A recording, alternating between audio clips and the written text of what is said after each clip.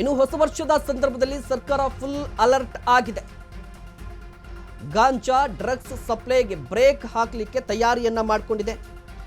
ಈಗಾಗಲೇ ಸರಣಿ ಸಭೆಗಳನ್ನು ನಡೆಸಿ ಖಡಕ್ ಸೂಚನೆಯನ್ನ ಕೊಟ್ಟಿದ್ದಾರೆ. ಡಾಕ್ಟರ್ ಜಿ ಪರಮೇಶ್ವರ್ ನೇತೃತ್ವದಲ್ಲಿ ಒಂದು ಸಭೆಯನ್ನ ಹಮ್ಮಿಕೊಳ್ಳಲಾಗಿತ್ತು. ಈ ಸಂದರ್ಭದಲ್ಲಿ ಅಧಿಕಾರಿಗಳಿಗೆ ಖಡಕ್ ಸೂಚನೆಯನ್ನ ಕೊಟ್ಟಿದ್ದಾರಂತೆ. ಹೊಸ ವರ್ಷ ಆಚರಣೆಯ ಸಂದರ್ಭದಲ್ಲಿ ಡ್ರಗ್ಸ್ ಸಪ್ಲೈಗೆ ಬ್ರೇಕ್ ಹಾಕಬೇಕು. ಪೊಲೀಸ್ ಇಲಾಖೆಗೆ ಮುನ್ನೆಚ್ಚರಿಕೆಯನ್ನು ಕೊಟ್ಟಿದ್ದಾರೆ. ಡಾಕ್ಟರ್ ಜಿ ಪರಮೇಶ್ವರ್ ಅವರು ಗೃಹ ಇಲಾಖೆ ಅಧಿಕಾರಿಗಳೊಂದಿಗೆ ಒಂದು ಸಭೆಯನ್ನು ನಡೆಸಿದ್ದಾರೆ. ಈ ಸಭೆಯಲ್ಲಿ ಮುಖ್ಯವಾಗಿ ಡ್ರಗ್ಸ್ಗೆ ಬ್ರೇಕ್ ಹಾಕಬೇಕು ಅಂತ ಹೇಳಿ ಒಂದಿಷ್ಟು ಇನ್ಪುಟ್ಸ್ ಅನ್ನ ಕೊಟ್ಟಿದ್ದಾರಂತೆ, ಖಡಕ್ ಎಚ್ಚರಿಕೆಯನ್ನು ಕೊಟ್ಟಿದ್ದಾರಂತೆ. ನಾನು ಈಗಾಗಲೇ ಹೇಳ್ತಾ ಇದ್ದೆ, ಬೆಂಗಳೂರು ಅಂತ ಹೇಳಿದ್ರೆ ನಿಮಗೆ ಬೆಂಗಳೂರು ಸಿಲಿಕಾನ್ ಸಿಟಿ ಹೌದು, IT ಹಬ್ ಹೌದು, ಅದೇ ರೀತಿಯಾಗಿ ಬೆಂಗಳೂರು ಪಾರ್ಟಿ ಹಬ್ ಕೂಡ ಹೌದು. ಬೆಂಗಳೂರಲ್ಲಿ ಪಾರ್ಟಿ ನಡೆಯುತ್ತೆ ಅಂತ ಹೇಳಿದ್ರೆ ಒಂದು ರೀತಿಯಾಗಿ ಡ್ರಗ್ಸ್ನ ಸ್ಮೆಲ್ ಬಂದೇ ಬರುತ್ತೆ. ಸಾಕಷ್ಟು ಬಾರಿ ಇದು ಸಾಬೀತಾಗಿರುವಂಥದ್ದು. ಹೀಗಾಗಿ ಎಲ್ಲೆಲ್ಲಿ ದೊಡ್ಡ ದೊಡ್ಡ ಕಾರ್ಯಕ್ರಮಗಳನ್ನು ಹಮ್ಮಿಕೊಳ್ತಾರೆ, ಅದರಲ್ಲಿ ಮುಖ್ಯವಾಗಿ ರೆಸಾರ್ಟ್ಗಳಲ್ಲಿ ಮತ್ತು ನಗರದ ಹೊರವಲಯದಲ್ಲಿ ಎಲ್ಲೆಲ್ಲಿ ಕಾರ್ಯಕ್ರಮಗಳನ್ನು ಈವೆಂಟ್ಗಳನ್ನು ಹಮ್ಮಿಕೊಳ್ತಾರಲ್ವ, ಅಲ್ಲಿ ನಿಗಾ ವಹಿಸಬೇಕು ಅಂತ ಹೇಳಿ ಡಾಕ್ಟರ್ ಜಿ ಪರಮೇಶ್ವರ್ ಅವರು ಕೂಡ ಒಂದಿಷ್ಟು ಇನ್ಪುಟನ್ನು ಕೊಟ್ಟಿದ್ದಾರಂತೆ. ಹಾಗಾದರೆ ಇದು ಸಾಧ್ಯನಾ ಅನ್ನೋದು ಪ್ರಶ್ನೆ. ಎಸ್, ಈ ಬಗ್ಗೆ ಇನ್ನಷ್ಟು ಮಾಹಿತಿಯನ್ನು ಪಡೆಯೋಣ. ನಮ್ಮ ಪ್ರತಿನಿಧಿ ಹನುಮಂತ್ ದುರ್ಗದ್ ನೇರ ಸಂಪರ್ಕದಲ್ಲಿ ಜಾಯಿನ್ ಆಗ್ತಾ ಇದ್ದಾರೆ. ಎಸ್ ಹನುಮಂತ್, ಈಗಾಗಲೇ ಗೊತ್ತಿರುವಂಥದ್ದು ರಾಜ್ಯದಲ್ಲಿ ಡ್ರಗ್ಸ್ ಸಮಸ್ಯೆ ಹೊಸದಲ್ಲ, ಬಟ್ ರಾಜ್ಯ ಸರ್ಕಾರ ಏನು ಮಾಡ್ತಾ ಇದೆಯಂತೆ? ಡಾಕ್ಟರ್ ಜಿ ಪರಮೇಶ್ವರ್ ಅವರು ಅಂಕಿಅಂಶವನ್ನು ಕೊಡ್ತಾರೆ, ಬಟ್ ಅಂಕಿಅಂಶವನ್ನು ಕೊಟ್ಟರೆ ಸಾಕಾ? ಏನು ಕ್ರಮಕ್ಕೆ ಮುಂದಾಗಿದ್ದಾರೆ ಅನ್ನೋದು ಪ್ರಶ್ನೆ.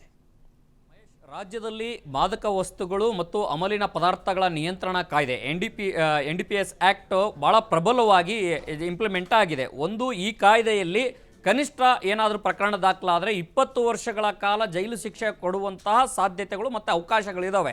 ಇಷ್ಟೊಂದು ಪ್ರಬಲವಾದಂತಹ ಕಾಯ್ದೆ ಜಾರಿ ಇದ್ದಾಗಲೂ ಕೂಡ ರಾಜ್ಯದಲ್ಲಿ ಡ್ರಗ್ಸ್ ಪ್ಲಡ್ಲರ್ಗಳ ಹಾವಳಿ ಇನ್ನೂ ಕೂಡ ಕಡಿಮೆ ಆಗಿಲ್ಲ. ಯಾಕೆಂತಂದು ಹೇಳಿದ್ರೆ ವರ್ಷದಿಂದ ವರ್ಷಕ್ಕೆ ಪ್ರಕರಣಗಳು ಹೆಚ್ಚಾಗ್ತಾ ಹೋಗ್ತಾ ಇದ್ರ ಜೊತೆಗೆ ಸರ್ಕಾರವು ಕೂಡ ಅನೇಕ ರೀತಿಯ ಕಣ್ಗಾವಲು ಇಟ್ಟರೂ ಕೂಡ ಡ್ರಗ್ ಪ್ಲಡ್ಡರ್ಗಳಾಗಿರ್ಬೋದು ಮತ್ತು ಗಾಂಜಾ ಮಾರಾಟಗಾರರಾಗಿರ್ಬೋದು, ಇವರೆಲ್ಲರೂ ಕೂಡ ಸರ್ಕಾರದ ಮತ್ತು ಇಲಾಖೆಯ ಕಣ್ತಪ್ಪಿಸಿ ಆಟ ಆಡುವಂಥದ್ದು, ಕಳ್ಳಾಟಗಳ ಆಡುವಂಥದ್ದು ಭಾಳಷ್ಟು ಬೆಳಕಿಗೆ ಬರ್ತಾ ಇರುವಂಥದ್ದು. ಪ್ರಮುಖವಾಗಿ ಈಗಾಗಲೇ ಇದ್ರ ಬಗ್ಗೆ ಕೂಲಂಕುಷವಾಗಿ ಸಭೆಯನ್ನು ನಡೆಸಿರುವಂತಹ ಗೃಹ ಸಚಿವ ಡಾಕ್ಟರ್ ಜಿ ಪರಮೇಶ್ವರ್ ಅವರು ಕೂಡ ಮೊದಲಿಗೆ ಡ್ರಗ್ ಮುಕ್ತ ಕರ್ನಾಟಕವನ್ನು ಮಾಡಬೇಕು ಅಂತ ಒಂದಷ್ಟು ಸೂಚನೆಗಳನ್ನು ಕೊಟ್ಟಿರುವಂಥದ್ದು. ಮತ್ತು ಸರ್ಕಾರ ಕೊಟ್ಟಂಥ ಅಂಕಿಅಂಶಗಳನ್ನು ತೆಗೆದುಕೊಂಡು ನೋಡಿದ್ರೆ ಇದು ಕೇವಲ ಒಂದು 2 ಟೈರ್ ಸಿಟಿಗಳಿಗೆ ಮಾತ್ರ ಸೀಮಿತವಾಗಿಲ್ಲ.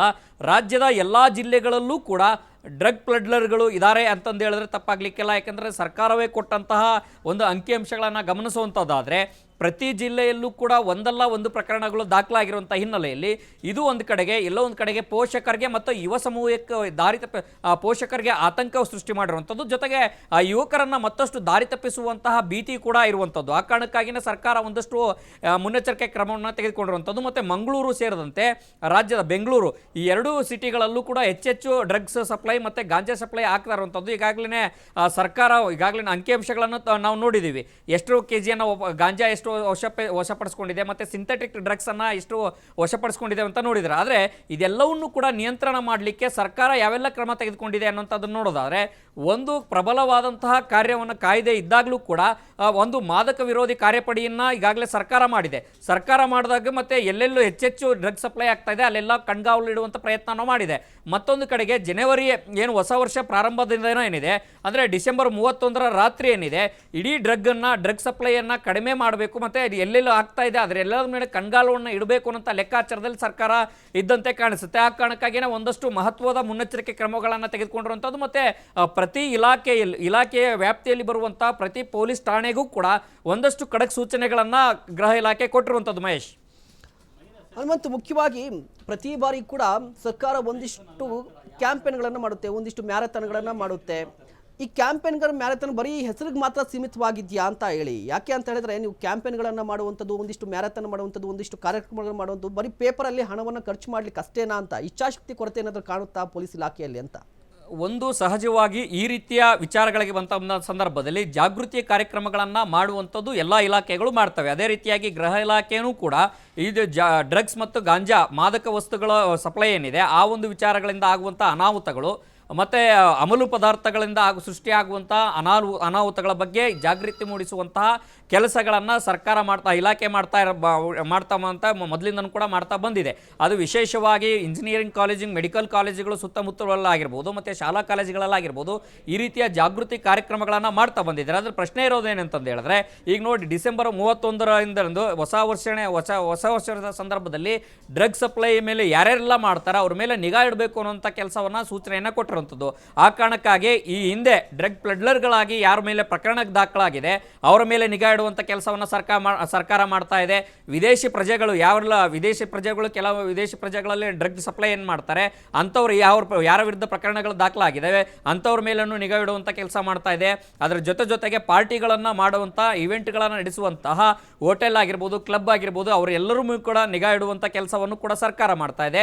ಅದರ ಜೊತೆಗೆ ಮೆಡಿಕಲ್ ಸ್ಟೋರ್ಗಳಲ್ಲೂ ಕೂಡ ಇದು ಸಿಂಥೆಟಿಕ್ ಮಾದರಿಯಲ್ಲಿ ಸಿಗ್ತಾ ಇರುವಂಥ ಕಾರಣಕ್ಕಾಗಿ ಸರ್ಕಾರದ ಮುಂದೂ ಕೂಡ ಒಂದಷ್ಟು ಆತಂಕ ಸೃಷ್ಟಿಪಡಿಸುವಂಥ ವಾತಾವರಣ ಇರುವಂಥ ಕಾರಣಕ್ಕಾಗಿಯೇ ಕೆಲವೊಂದು ಮೆಡಿಕಲ್ ಸ್ಟೋರ್ಗಳಿಗೂ ಕೂಡ ಒಂದಷ್ಟು ಸೂಚನೆಯನ್ನು ಕೊಡುವಂಥದ್ದು, ತಿಳುವಳಿಕೆಯನ್ನು ಕೊಡುವಂಥದ್ದು, ಜೊತೆಗೆ ಎಚ್ಚರಿಕೆಯನ್ನು ಕೊಡುವಂಥ ಕೆಲಸವನ್ನು ಕೂಡ ಸರ್ಕಾರ ಮಾಡ್ತಾ ಇದೆ. ಅಂದರೆ ಒಟ್ಟಾರೆಯಾಗಿ ಸರ್ಕಾರ ಏನೇ ಪ್ರಯತ್ನಗಳನ್ನು ಮಾಡ್ತಾ ಇದ್ದಾಗಲೂ ಕೂಡ ಡ್ರಗ್ ಪ್ಲೆಡ್ಲರ್ಗಳ ಹಾವಳಿ ಇನ್ನೂ ಕೂಡ ಕಡಿಮೆ ಆಗ್ತಾ ಇಲ್ಲ ಅನ್ನೋಂಥದ್ದು ಈಗ ಒಂದಷ್ಟು ಆತಂಕ ಸೃಷ್ಟಿ ಮಾಡ್ತಾ ಇರುವಂಥದ್ದು. ಮತ್ತು ಇದಕ್ಕೆ ಸಂಬಂಧಪಟ್ಟಂತಂದ್ರೆ ಇಲಾಖೆಯಲ್ಲಿರುವಂಥ ಒಂದಷ್ಟು ಅಧಿಕಾರಿಗಳಿಗೂ ಕೈ ಜೋಡಿಸಿದಾರೆ ಅನ್ನುವಂಥ ಅನುಮಾನ ಒಂದಷ್ಟು ಚರ್ಚೆ ಈಗ ಇರುವಂಥದ್ದು. ಮಹೇಶ್, ಧನ್ಯವಾದ ದುರ್ಗತ್ ತಮ್ಮೆಲ್ಲ ಮಾಹಿತಿಗಾಗಿ.